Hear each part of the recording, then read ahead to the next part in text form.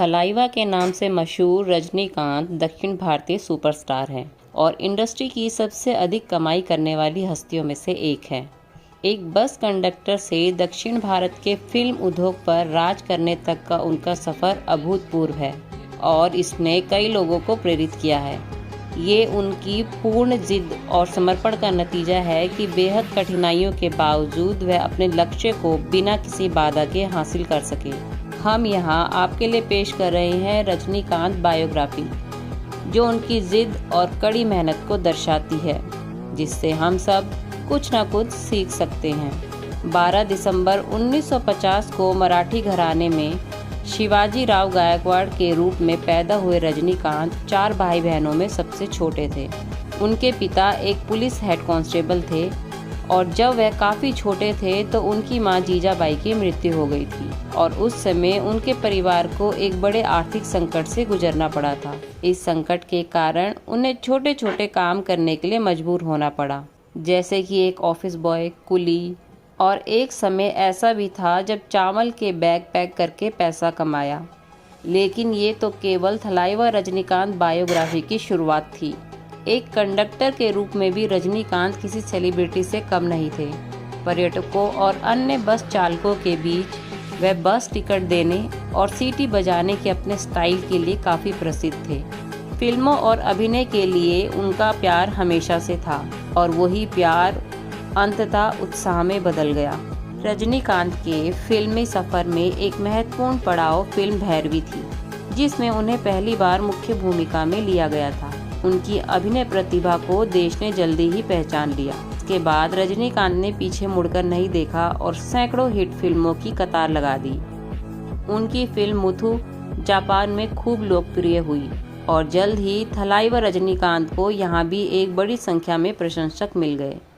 रजनीकांत ने दिखाया है कि उम्र सिर्फ एक संख्या है।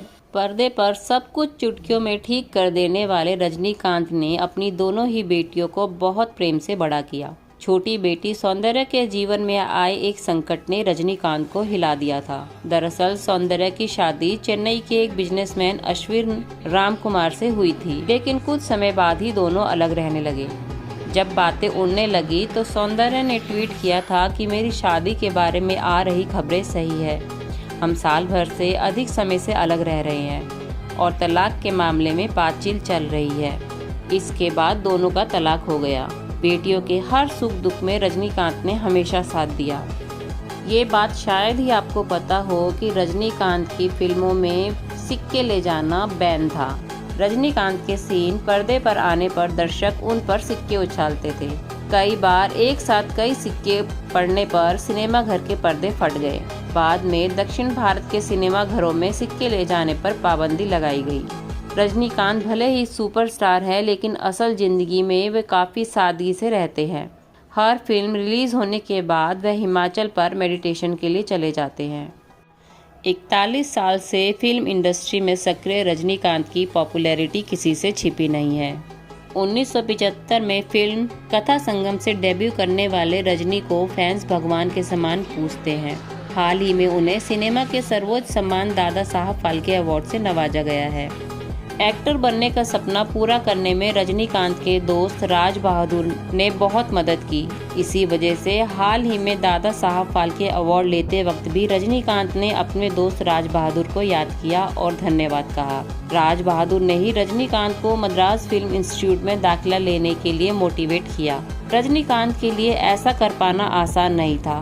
तब कुछ और दोस्त उनकी मदद के लिए आगे आए जो उनकी ही तरह बस कंडक्टर थे। एक्टिंग सीखने के दौरान ही इन्होंने तमिल भी सीखी। इसी बीच रजनीकांत की मुलाकात फिल्म डायरेक्टर के बालचंद्रन से हुई। इन्होंने ही रजनीकांत को फिल्म अपूर्वा राग नगाल में मौका दिया। इसमें कमल हसन और श्रीविद्या भी थी। हालांकि इसमें इनका छोटा सा नेगेटिव रोल था। इसके बाद इन्हें शुरुआती 2-3 साल तक ऐसे ही रोल मिले। नेगेटिव कैरेक्टर प्ले करने के बाद रजनीकांत पहली बार अपनी विलेन की इमेज तोड़ते हुए फिल्म भुवन केल्विकुरी में बतौर हीरो नजर आए थे। मुथुरमम और रजनीकांत की जोड़ी ऑडियंस को खूब पसंद आई और इन्होंने तकरीबन 25 फिल्मों में काम किया।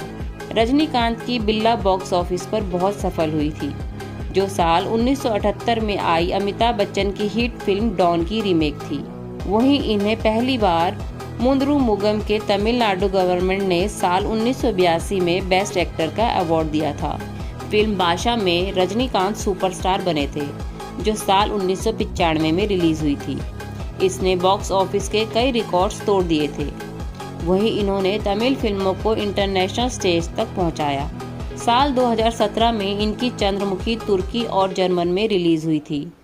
शिवाजी इनकी पहली फिल्म है जो यूके और साउथ अफ्रीका में बॉक्स ऑफिस पर टॉप पर थी। रजनीकांत ने अपने फिल्मी करियर की महज 10 सालों में ही 100 फिल्में पूरी कर ली थी।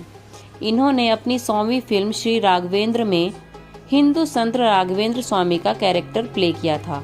रजनीकांत ने अभिनय की शुरुआत कन्नड़ नाटकों से की थी। इन्होंने दुर्योधन की भूमिका निभाई थी, जिससे ये बहुत पॉपुलर हुए थे। रजनीकांत ने पहली बार तमिल फिल्मों में एनिमेशन इंट्रोड्यूस किया था। रजनीकांत ने तमिल, हिंदी, मलयालम, कन्नड़, तेलुगु के साथ एक बांग्ला फिल्म में भी काम किया था। इनकी पहली हिंदी फिल्म अंधा कानून थी। वही बांग्ला फिल्म का नाम भाग्य देवता था। हमारे द्वारा बताई गई रजनीकांत बायोग्राफी आपको कैसी लगी कमेंट बॉक्स में ज़रूर बताएं। और जानकारी पसंद आए तो वीडियो को लाइक करें और चैनल को सब्सक्राइब करना ना भूलें।